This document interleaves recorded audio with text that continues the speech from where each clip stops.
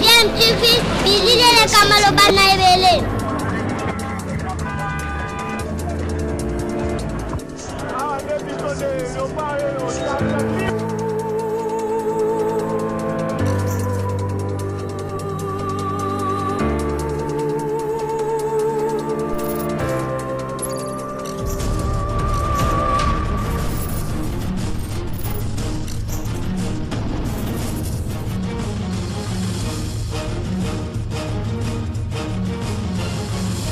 DMTV toujours en avant. Vous êtes sur DMTV, bonjour, heureux de vous retrouver, de savoir que vous êtes nombreux en train de nous suivre. Vous le savez, l'actualité, c'est toujours cette pandémie de coronavirus qui nous donne en tout cas un devoir de vous rappeler, de continuer à observer des mesures barrières afin de vous protéger et protéger aussi votre famille et votre entourage.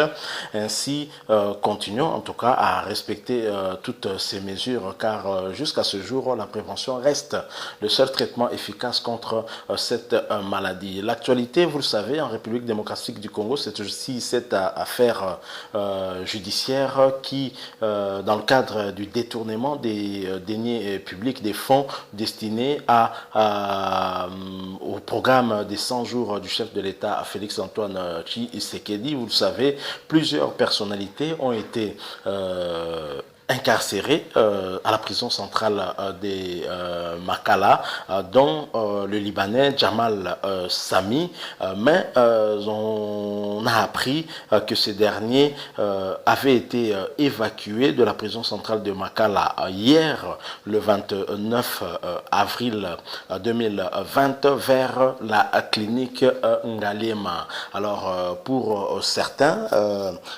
sources, en tout cas, l'information que nous tirons du site du média en ligne actualité.cd, dont des sources lui auraient révélé que c'est l'intervention personnelle du président de la République démocratique du Congo qui a permis en tout cas à ce dernier de quitter la prison vers la clinique Ngalema. Mais son conseil joint au téléphone a confirmé l'information. Maître Chicha Bokolombe a confirmé cette information et qu'effectivement son client avait quitté la prison centrale de Makala pour la clinique Ngalema pour des soins, et ce dernier a même ajouté que des formalités pour son évacuation étaient en cours. Vous savez, Jamal, au moment de son arrestation, avait 82 ans, et ce Libanais qui a toujours eu à clamer son innocence, mais certainement ses témoignages ainsi que les témoignages d'autres personnes ont fait que par la suite le directeur de cabinet du chef de l'État, Vital Kamerhe, soit interpellé également dans le cadre de ce dossier. Mais la question que nous nous posons avec cette histoire de Jamal, c'est est-ce qu'il n'y aura pas d'incidence si ce dernier venait à être évacué hors du pays pour des traitements appropriés, en tout cas comme l'a indiqué son avocat Chicha Bokolombe, qui a parlé des formalités qui étaient en cours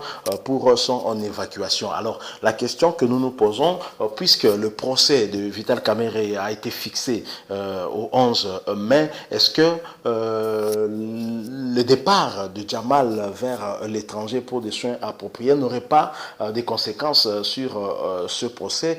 La question en tout cas reste pendante, parce que nous pensons que c'est aussi l'un des acteurs majeurs, parce que c'est ces derniers qui étaient chargés par exemple de la construction de ces logements sociaux, et donc son départ pourrait effectivement fragiliser peut-être l'action du ministère public qui certainement a eu à avoir des éléments auprès de ce monsieur, et dans le cadre de ce procès aurait bien besoin aussi de son témoignage. Alors le chef de l'État, s'il est vrai que l'information selon laquelle que le chef de l'État aurait milité pour sa libération, en tout cas au moins des sources pénitentiaires, on n'a pas confirmé cela, mais au moins on a reconnu que Jamal a quitté la prison à la suite d'une intervention des autorités autorités, des hautes instances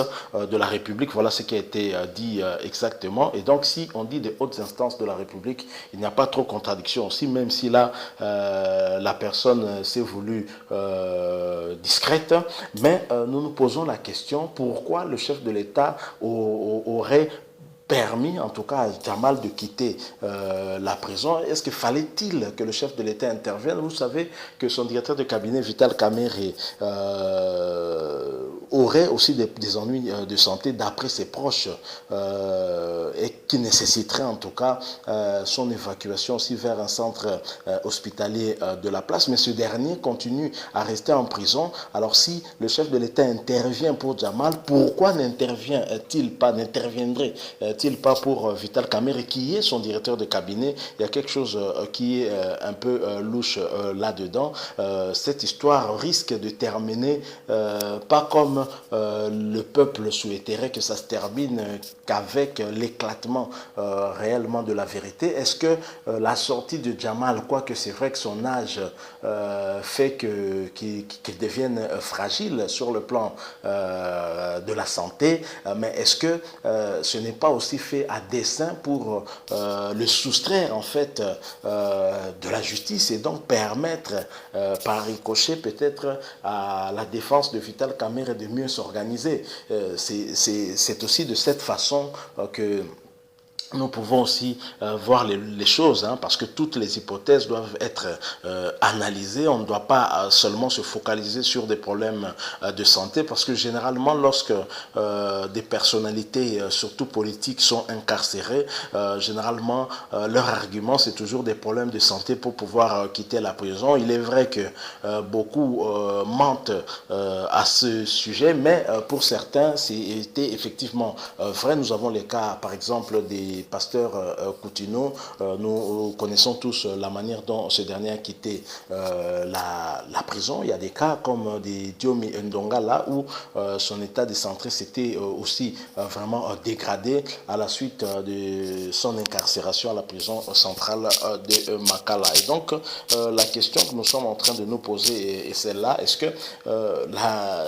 puisque si Jamal est sorti de la prison, ce n'est pas du fait de la justice, mais des hautes instances de la République, qu'est-ce qui adviendrait après si ce dernier venait à quitter le pays? Est-ce que la justice pourra vraiment dire le droit si un acteur majeur à ce dossier lui échappe? Donc nous nous posons des questions. Et quel est l'intérêt du président de la République d'intervenir dans ce dossier, lui qui prône l'indépendance de la justice et qui ne voudrait pas faire de l'ombrage justement à la justice? Donc ce sont des questions que nous nous posons. En tout cas, au moment opportun, nous reviendrons encore pour analyser, pour voir si cette sortie de prison, parce qu'on a précisé, en tout cas par des sources aussi judiciaires, qu'il ne s'agit pas d'une liberté provisoire, mais certainement d'une autorisation d'aller pour des soins compte tenu de son état de santé. Et peut-être qu'au niveau de la prison, on a eu à certifier qu'effectivement il y avait des problèmes de santé qui nécessitaient en tout cas une prise en charge adéquate dans un centre aussi approprié. Donc voilà un peu, nous wait and see, comme disent les Britanniques. Nous allons observer, nous allons voir si il n'y aura ici, il n'y a pas un agenda caché autour de cette libération, entre guillemets, même si ce n'est pas une liberté provisoire, n'empêche qu'il est quand même sorti de Makala, quoique pour des raisons de santé. Merci beaucoup. Voilà ce que nous avions voulu échanger avec vous en rapport avec cette sortie de prison du Libanais Jamal, et nous espérons que vous avez trouvé cette analyse aussi intéressante. Abonnez-vous si vous ne l'êtes pas encore. N'oubliez pas de cliquer sur la cloche pour recevoir des notifications de nos prochaines vidéos qu'on mettra en ligne. Si vous avez aimé, laissez-nous un like ou un commentaire. N'oubliez pas, nous sommes toujours en pleine crise sanitaire. La maladie à virus corona continue son parcours. Il est important pour nous de nous protéger en respectant des mesures barrières. La prévention reste à ce jour le seul traitement efficace. DMTV était très heureux de se retrouver en votre compagnie et vous dit au revoir.